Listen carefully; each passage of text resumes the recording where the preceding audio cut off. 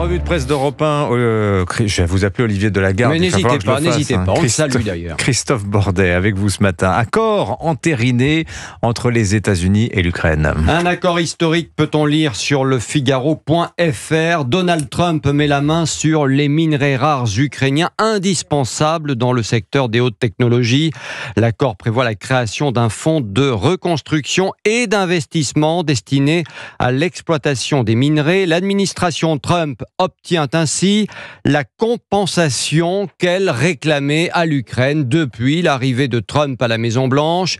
Une monnaie d'échange censée rémunérer, rembourser en fait l'aide militaire américaine 350 milliards de dollars selon le locataire de la Maison-Blanche. Cet accord signale clairement à la Russie que l'administration Trump est engagée dans un processus de paix centré sur une Ukraine libre, souveraine et prospère à long terme, indique le secrétaire d'État au Trésor. Le président Trump a envisagé ce partenariat entre le peuple américain et le peuple ukrainien pour montrer l'engagement des deux parties en faveur d'une paix et d'une prospérité durable en Ukraine, dit encore ce même secrétaire d'État au Trésor. L'accord prévoit que l'Ukraine conservera l'entière propriété et le contrôle des ressources situées sur son territoire. Les usines et les mines ukrainiennes ne changeront pas de propriétaire. La signature prévue lors de la visite de Zelensky à Washington en février dernier avait été ajournée sine die après un échange houleux dans le bureau ovale avec Donald Trump, on s'en souvient, qui avait accusé publiquement le président ukrainien d'ingratitude. Les États-Unis avaient alors suspendu leur aide militaire et le partage de renseignements avec l'Ukraine. L'administration Trump qui tente d'imposer, rappelons-le, un plan de paix aux Ukrainiens et aux Russes sans succès pour le moment. Christophe, toujours sur le Figaro.fr, pourquoi les salariés boudent-ils les syndicats ? Alors, en ce 1er mai, fête des travailleurs, voilà effectivement le casse-tête des centrales syndicales. Comment séduire à nouveau les salariés français ? Questionne le journal. Depuis des décennies, le nombre d'employés adhérents à un syndicat ne cesse de diminuer. Il s'est même effondré, on peut le dire. Quelques chiffres pour bien comprendre. En 1949, la proportion de salariés syndiqués dépassait les 30%. 50 ans plus tard, c'est la dégringolade, à peine 10% pour les syndicats. La tendance est d'autant plus alarmante que les jeunes ont tout simplement déserté leur rang. Chez les moins de 30 ans, le taux de syndication n'atteint pas les 5%.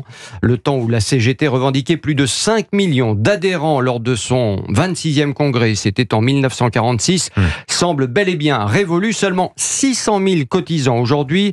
La CFDT, de son côté, revendique la place de premier syndicat de France avec un décompte très précis de 634 278 adhérents et c'est au 31 décembre 2023.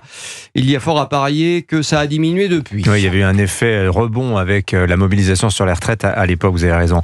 Christophe Bordet, qu'importe le nombre, il y aura des défilés un petit peu partout en France et ça va commencer à 10h ce matin. 150 000 personnes attendues dans les rues selon la CGT, rapporte le Parisien.fr, notamment à Dunkerque où les élus de gauche comptent bien se mettre en scène à l'occasion de ce 1er mai. Pourquoi Dunkerque ? Me direz-vous ? Eh bien, parce qu'ils veulent surfer sur la misère qui s'annonce pour les ouvriers d'ArcelorMittal avec ce plan social qui fait passer à la trappe quelques 600 emplois.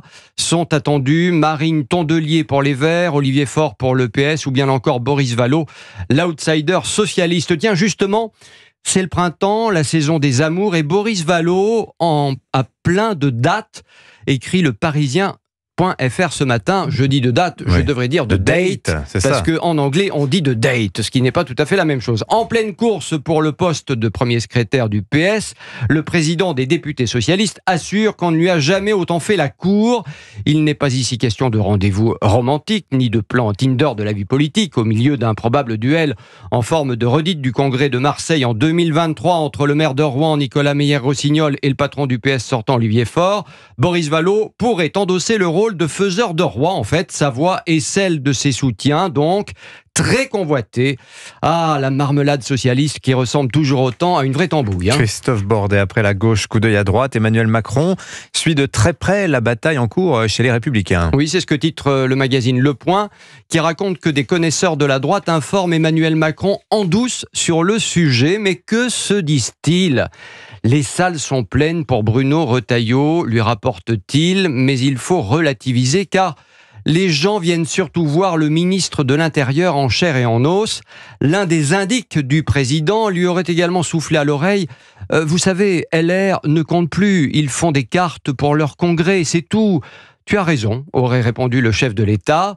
Et un ministre centriste d'ajouter « LR est un spectre, Wauquiez un mort-vivant, Retailleau un bon jockey mais sur un cheval mort ». L'inquiétude dans le camp présidentiel, c'est en fait de voir gagner Laurent Wauquiez, explique le magazine. Wauquiez redouté, qui pourrait devenir un sacré caillou dans la chaussure de l'exécutif. Pour faire simple, Laurent Wauquiez qui est dans Match cette semaine en compagnie de son épouse, de sourire, les yeux dans les yeux, amoureux chez lui en Auvergne. Il veut croire en un nouveau printemps, écrit l'hebdomadaire. Wauquiez prend la louche pour servir la soupe à sa mère et à son fils, attablés dans la cuisine familiale. Serre sa mère dans ses bras, affirme que son fils encore adolescent s'intéresse déjà à la politique et joue aussi avec son caniche. Au-delà de la présidence des Républicains, Laurent Wauquiez se projette dans la présidentielle de 2027. Sans doute y pense-t-il tous les matins en se rasant, lui aussi. Opération séduction bien orchestrée en tout cas. Et puis le JD News met à la une Sylvain Tesson, perché tout en haut de l'aiguille d'Étretat. Oui, alors là, vraiment, photo magnifique de l'écrivain, aventurier de la liberté, comme le titre l'hebdomadaire à l'occasion de la sortie de son nouvel ouvrage, Le pilier de la mer, chez Albin Michel. Une ode à la liberté que l'on peut ressentir quand on est seul au monde après avoir escaladé l'aiguille. L'escalade est un jeu sérieux, affirme Tesson, une liturgie, l'occasion de prier le paysage, Dieu que c'est beau. L'écrivain engagé qui ne peut s'empêcher de défendre bec et ongle Boualem Sansal qui croupit dans les geôles algériennes, un homme doux et courageux, donc seul et libre selon Tesson, et d'ajouter Boualem Sansal savait que l'islam était le malheur du monde arabe et qu'il menaçait nos rives donc, et de conclure: la critique de l'islam comme système de conduite politique ne fait pas de vous un être inhumain. Jolie litote pour conclure. Merci Christophe Bordet, cette revue de presse d'Europe 1. Pascal Pro.